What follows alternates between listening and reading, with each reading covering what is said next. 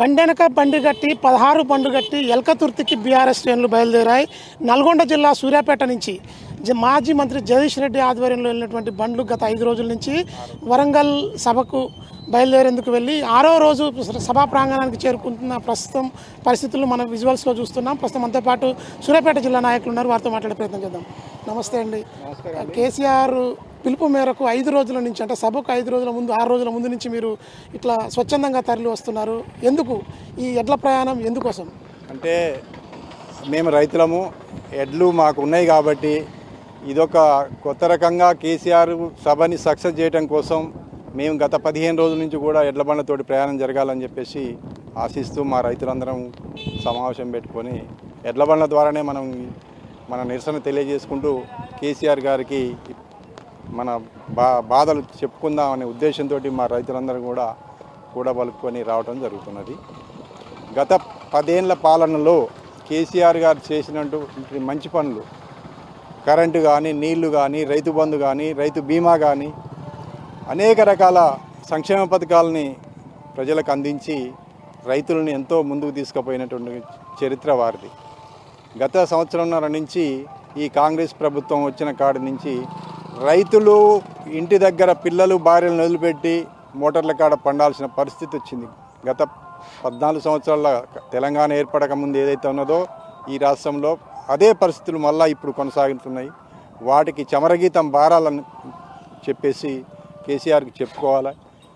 వారి ఈ సభ ద్వారా వారు మా రైతాంగానికి ఏ విధమైనటువంటి భరోసా కల్పిస్తారోనని ఆశిస్తూ మేము ఈ ప్రయాణాన్ని చేయడం జరుగుతుంది. కేసీఆర్ పాలనలో ఇప్పుడు గోదావరి నీళ్లు, కృష్ణా నీళ్ళు ఏది కూడా సూర్యాపేట జిల్లాకి రాలేదు, కాళేశ్వరం ఫెయిల్ అయిందని చెప్తున్నారు కదా, సూర్యాపేట జిల్లా పరిస్థితి ఏంటి? శుద్ధ తప్పు. మాకు గత 8 పంటలకు కాళేశ్వరం నీళ్లు పుష్కలంగా పారి మే నెలలో కూడా చెరువులు అలుగులు పోసిన చరిత్ర ఉన్నది. ఇప్పటికీ ఫోటోలు ఉన్నాయి, సాక్ష్యాలు ఉన్నాయి. ఈ సంవత్సరంన్నర నుంచి కాళేశ్వరం కూలిందని ఒక బూటక ప్రచారం చేసి నీళ్ళు ఇవ్వకుండా రైతాంగాన్ని ఇబ్బందులు పెడుతున్నటువంటి ముఖ్యమంత్రి రేవంత్ రెడ్డికి నేను ఒకటే సవాల్ ఇస్తున్నా. ఇదే ఎడ్ల బండ్లతోటి కాళేశ్వరం ప్రాజెక్టు కాడికి పోయి నేను నిలబడి మోటార్లు నడిపిస్తానని చెప్తున్నా. ఎందుకనంటే అక్కడ చిన్న అడ్డుకట్ట వేసినట్లయితే ఆ ఒక్క పిల్లర్ కాడ మామూలుగా మట్టి కట్టతోటి ఇసుక మ్యాట్ని అడ్డం వేస్తే నీళ్ళు పంప్ హౌజులలోకి వస్తాయి. ఇప్పుడు కూడా లిఫ్ట్ చేయడానికి అవకాశం ఉంది. నేను ఒక రైతు బిడ్డగా నేను 10 సార్లు కాళేశ్వరం ప్రాజెక్టు సందర్శించడం జరిగింది గత 10 సంవత్సరాలు. అందుకోసం నేను అనుభవంతో చెప్తున్నా. ఇప్పటికి కూడా ఈ ఎండాకాలంలో కూడా మోటార్లు రన్ చేస్తే కాళేశ్వరం నీళ్ళు మన నల్గొండ జిల్లా కానీ సూర్యాపేట, కోదాడ వరకు కూడా పారుతాయని చెప్పేసి నేను తెలియజేసుకుంటున్నాను. మాజీ మంత్రి జగదీష్ రెడ్డి గతంలో అత్యధికంగా నల్గొండ జిల్లాలో వరి పంట పండిందని చెప్పారు. ఇప్పుడు ఎట్లా ఉంది పరిస్థితి ఈ కాంగ్రెస్ పాలన వచ్చిన కాడ నుంచి 50% వరి ధాన్యం తగ్గిపోయింది. పొలాలన్నీ ఎండిపోయినాయి. గొర్రెల మేపుకున్నాం. ఒక్కొక్క ఎకరానికి 4,000, 3,000 ఇచ్చినారు రైతులు. అంటే పొట్ట దశలో పొలాలు ఎండిపోతే రైతాంగం మొత్తం పూర్తి పెట్టుబడి పెట్టిన తర్వాత పొలాలు ఎండిపోయినాయి. అన్నీ హరిగోసలు పడుతున్నటువంటి రైతుల్ని ఏ మాత్రం కూడా కనికరం లేకుండా పరిపాలనిస్తున్నటువంటి ముఖ్యమంత్రి వెంటనే దిగిపోవాలని చెప్పేసి మేము డిమాండ్ చేస్తున్నాం. ఎడ్ల బండ్లతో స్వచ్ఛందంగా నల్గొండ జిల్లా నుంచి ఇక్కడి వరకు వచ్చారు. ఎంతో శ్రమకు వచ్చి ఈ మూగజీవాలన్నిటికీ కూడా ఇటు మేత, నీళ్లు, అదేవిధంగా మీరు కూడా ఎండలో కూడా చాలా ఇబ్బందులు పడుతూ వచ్చారు కదా, అవన్నీ ఎట్లా సమకూర్చుకొని వచ్చారా? ఈ సభ విజయవంతం తర్వాత ఎట్లా ఉండబోతుంది బీఆర్ఎస్ పరిస్థితి? సభ విజయవంతం అవ్వటం అనేది అది అంత ఇబ్బందికరమైనది ఏం కాదు. ఈజీగా 100% సక్సెస్ అవుతుంది.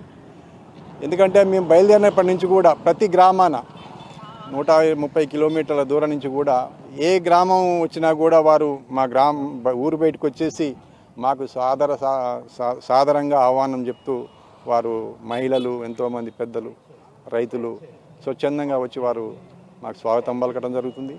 మా పశువులకు కావాల్సినటువంటి గడ్డి కానీ ఇతరత్ర ఏదున్నా కూడా వాళ్ళు సమకూర్చుకుంటూ మేము కూడా మీకు మద్దతు తెలుపుతున్నాము, మా మద్దతు కూడా మీకే ఉంటుందని చెప్పేసి తెలియజేయడం జరిగింది. రాజమాల కిల్లా నల్గొండ జిల్లా సూర్యాపేట నుంచి ఇక రైతులు స్వచ్ఛందంగా ఎడ్ల బండ్లతో కూడా ఈ బహిరంగ సభకు అయితే బయలుదేరి వచ్చారు. 6 రోజుల ప్రయాణం తర్వాత 130 కిలోమీటర్లు కాలినడకన ఈ ఎడ్ల బండ్లతో పాటు వారు కూడా నడుచుకుంటూ వచ్చి సభా ప్రాంగణానికి అయితే చేర్చుకున్నారు. ఖచ్చితంగా కేసీఆర్ పాలన మళ్ళీ రావాలి, అదేవిధంగా పల్లెల్లో కేసీఆరే కావాలి, సారే రావాలి, కారే కావాలి అని అంటున్నారని చెప్పి రైతులు ఆశాభావం అయితే వ్యక్తం చేస్తున్నారు. గోదావరి జలాల విషయంలో కావచ్చు, ఇక కాళేశ్వరం ప్రాజెక్టుకు సంబంధించి సూర్యాపేట జిల్లా కోదాడ వరకు కూడా నీళ్లు పారినాయి. ఇప్పుడు కూడా ముఖ్యమంత్రి రేవంత్ రెడ్డి ఖచ్చితంగా దృష్టి సారిస్తే పంప్ హౌస్కు నీరు తరలించి కూడా కాళేశ్వరం నీటిని మళ్ళీ సూర్యాపేట జిల్లాకు తీసుకురావచ్చు, ఎండిపోయిన పంటలకు నీరు ఇవ్వచ్చని చెప్పి రైతులు అయితే ఆశాభావం వ్యక్తం చేస్తున్న పరిస్థితి ఉంది. విజువల్ చేసి మధుతో వెంకటరెడ్డి, మెగా 9 టీవీ, వరంగల్ సభ వద్ద నుండి.